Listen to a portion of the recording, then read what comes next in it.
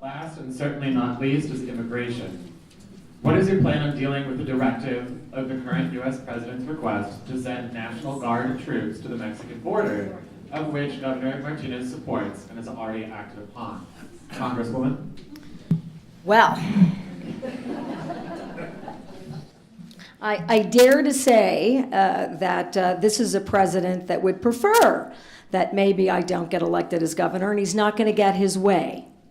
Because I'm standing in the way of his anti-legal immigration discriminatory policies every single day that I'm in Congress. And I'm very proud about the fact that I am leading, as only a 3-term Congresswoman, I am leading the fight in both the U.S. Senate and the House of Representatives to protect dreamers and immigration. And that includes, thank you.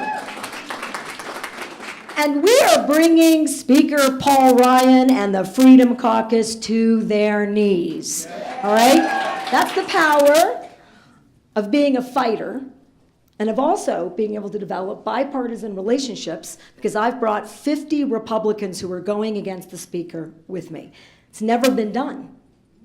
It's never been done in Congress, where you have this number of Republicans bucking their leadership in order to take a stand against the president for the wall, for trying to deport 11 million people. It's not just dreamers, it's 11 million people they want to deport. They're looking for interior enforcement. They're looking for every aspect to let this White House do the most discriminatory work I've ever seen in my lifetime. I think it's despicable. So, there was no evidence that we needed the National Guard. We're going to need them for fires in this state. I would never have sent the National Guard. They have been putting out propaganda. That's now been proven and shown at the national level. We're going to stand against this president. We're going to stand with our other border states, and we're not going to allow him to divide us any further.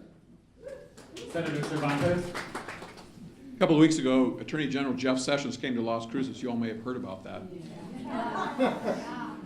I was part of a group of protesters out front when he arrived. But so that you clearly understand who I am as a person, I also had a ticket in the front row to see him go inside and speak, and I was invited in to visit with him.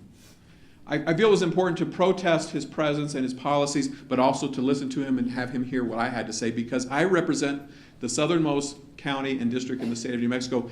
Sunland Park is in my Senate district. It is literally on the border with Mexico.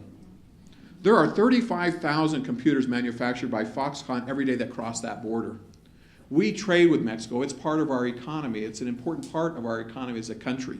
Know something else too, that while Albuquerque has the highest crime rates for property and violent crime in the entire country, Sunland Park has the lowest crime rates of any city in the state of New Mexico.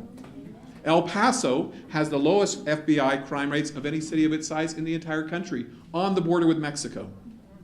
The problem is not our proximity to Mexico. The problem is not the absence of a wall. The problem is not the absence of troops. The problem is dialogue and communication with our Mexican neighbors. And we build that relationship and we build that trust by communication and, frankly, by an economic relationship that benefits both countries.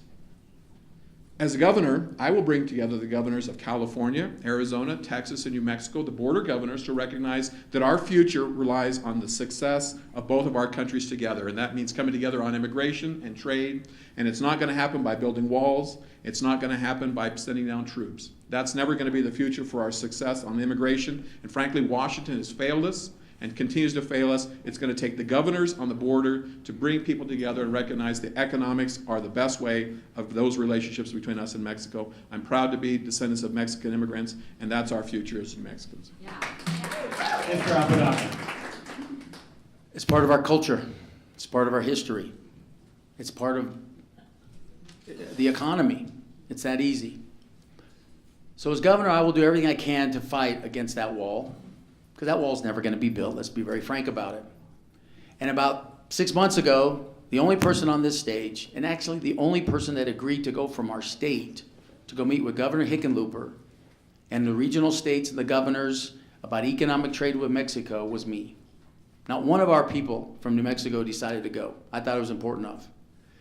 And Santa Teresa is the 7th largest land port in the country, right down in southern New Mexico. So instead of sending our troops down there, we need to invest down there. And that's part of our economic plan. As governor, we'll make it the third largest land port. We'll give them the resources. We need to look at Mexico as a trading partner, not as our enemy. We need to look at South America as a trading partner, not as an enemy. Now, I will do everything I can to make sure that the president doesn't federalize our troops, because let's be very frank and honest. The question was, what would you do to stop the National Guard? If the president wanted to federalize our National Guard, the governor has no authority over it. So what I would do is I would send the National Guard down there to make sure we protect citizens and citizens to protect that. And to make sure we protect our economic trade and our partnerships. But it's time we stop putting the differences aside. It's time we start arguing about what's right or wrong and start taking care about what's important for New Mexico. What's important for New Mexico is investing into ourselves, into our immigrants, into agriculture, into jobs, into the economy, and make sure we're growing our economy to turn the state around.